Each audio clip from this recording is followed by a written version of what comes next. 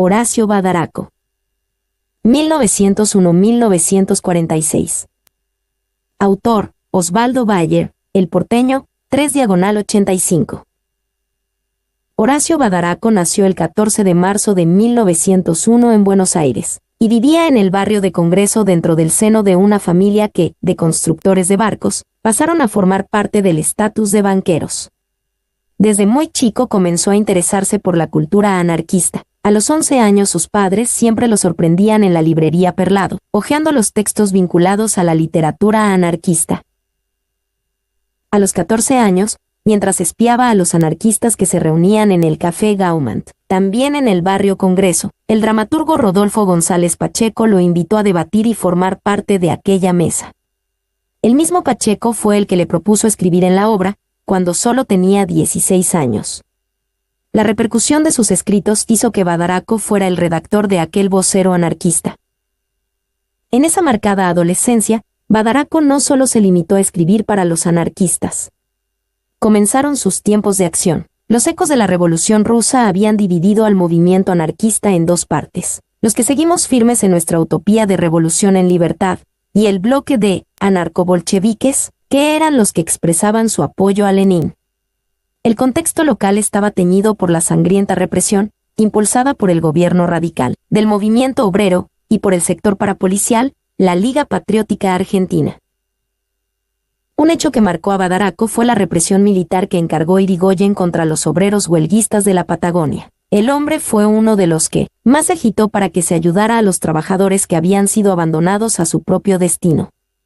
Cuando llegó el momento de hacer el servicio militar, hecho que muchos anarquistas, por principio, no hacían, o desertaban hacia el Uruguay o se cambiaban de nombre, Badaraco decidió que lo cumpliría para agitar desde adentro y hacer propaganda revolucionaria en el seno mismo del militarismo reaccionario argentino.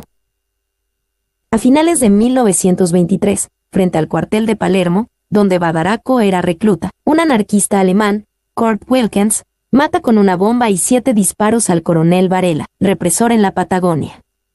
Badaraco reparte volantes en el cuartel recordando las matanzas de los obreros patagónicos. Badaraco fue acusado de señalarle a Wilkens quién era Varela. Fue salvajemente torturado y encerrado 8 meses en prisión. Desde allí escribe artículos, que son sacados por distintas vías, para el periódico anarquista La Antorcha, y será el defensor de los presos del vergonzoso régimen carcelario en la época radical. Al salir de la cárcel, contrajo matrimonio con la española Ana Romero, quien era obrera del vidrio. Renunció a toda la herencia familiar, y comenzó a trabajar como lavador de coches. En su tiempo libre escribía para La Antorcha. De la muerte de Wilkens, asesinado poco después por un miembro de la Liga Patriótica Argentina, dijo, murió a consecuencia de su ideal. Badaraco continúa trabajando en 3 temas en los que hace hincapié: el antimilitarismo, la defensa de la mujer y la educación antiautoritaria y racionalista. Repudia los asesinatos, en nombre de la civilización, de los indios, los salvajes civilizados, de Chaco y Formosa. A mediados de la década del 20, mientras los nombres de Sacco y Vanzetti recorren el mundo, los obreros argentinos harán una serie de paros generales con actividad en las calles. Se produce un atentado en la Embajada de Estados Unidos, y en una manifestación en la Plaza Congreso una bandera estadounidense es quemada. Badaraco y Alberto Bianchi, 2 miembros de La Antorcha, son acusados y llevados a prisión. Horacio comienza su huelga de hambre. A las 2 semanas de haberla comenzado, se unen a ella todos los presos del Departamento Central de Policía. Los jueces ordenan la libertad de los 2 anarquistas. 6 meses después, Badaraco es encarcelado nuevamente, esta vez acusado de hacer apología del crimen, por un artículo que había escrito sobre Wilkens, en donde justifica la actitud del vengador. En la cárcel inició la campaña de liberación de Simón Radovítsky.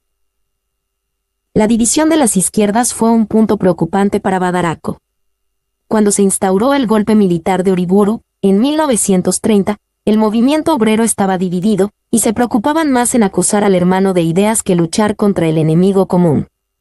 La represión de la primera dictadura militar en Argentina recayó, por supuesto, en los verdaderos revolucionarios. No hay que aclarar que hubo fusilamientos, censuras, clausura de periódicos y sindicatos, La expulsión del país para los extranjeros y el penal de Ushuaia para los argentinos. Es en ese lugar a donde llevan al revolucionario, que estaba luchando para sacar volantes de resistencia y seguir con la antorcha. Lo llevan en el Chaco, un transporte con capacidad para 150 personas. Iban en el 850. Van juntos presos comunes y políticos, y allí conoce, además de sus compañeros anarquistas, a un sector del trotskismo, del socialismo y del comunismo. Cuando llegan al penal de Tierra del Fuego, los reciben con brutales palizas. 1 año y medio pasará en esas condiciones, sin poder recibir ni enviar carta a sus familiares. Al salir de la cárcel y después de haber conocido a compañeros de diferentes ideologías, empieza a simpatizar con el espartaquismo alemán, cuya ideóloga había sido Rosa Luxemburgo. Admiraba ese radicalismo utópico que transmitía la alemana asesinada. Junto a sus compañeros anarquistas Domingo Verón y Antonio Cabrera, funda Spartakes Alianza Obrera y Campesina, cuya consigna era, obreros, campesinos y soldados a luchar por el socialismo. La gran victoria de Spartakes se verá en la gran huelga de la construcción en 1935-36. Aunque el sindicato de albañiles estaba dirigido por los comunistas, la clave del triunfo de aquellas movilizaciones tuvo que ver con la unión de los trabajadores. Aunque muy pronto comenzaron otra vez las divisiones y las peleas. En 1936, Badaraco se va a España a luchar contra Franco. Colaborará en las columnas anarquistas y en los periódicos Solidaridad Obrera y Juventud Libertaria. Regresó más convencido aún que la falta de unión lleva inexorablemente a la derrota segura. Cuando regresó, y después de haber sufrido su primer infarto, siguió plasmando en Spartakes su idea de unión obrera. Mientras trabajaba en los talleres gráficos estándar, se solidarizó con los trabajadores que estaban en huelga. Por eso fue secuestrado y golpeado ferozmente. En 1939, en plena lucha contra la guerra, comenzó su contacto con los estudiantes universitarios. En medio de esa lucha por la unidad del movimiento obrero, el 17 de octubre de 1945, irrumpe el peronismo. Una parte de los viejos socialistas le dicen a Badaraco que esos no son obreros. Esta es la clase obrera que ustedes no conocen, responde. 10 meses después, muere en el Hospital Salaberry, a los 45 años. En una especie de testamento político, una carta que le dejó a un amigo, se refiere extensamente al peronismo. En los últimos meses ya no hay indiferencia política.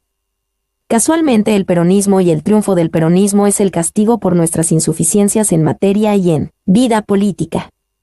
La falta de respuesta política a millares de argentinos, y especialmente de jóvenes, abrió el juego de la política fascista, o mejor dicho, profascista. Los obreros atrasados, los olvidados por nuestra burguesía nacional y la oligarquía reaccionaria, movidos por los apremios de sus insoluciones y castigados por el resentimiento fomentado por una expoliación sin límites, votaron a Perón. Aquí radica la experiencia de estos días. Ahora iremos más fortificados a las luchas próximas y los obreros peronistas realizarán mientras tanto la experiencia Perón. La experiencia Perón los traerá de nuestro lado o no, si aún somos débiles para ganarlos.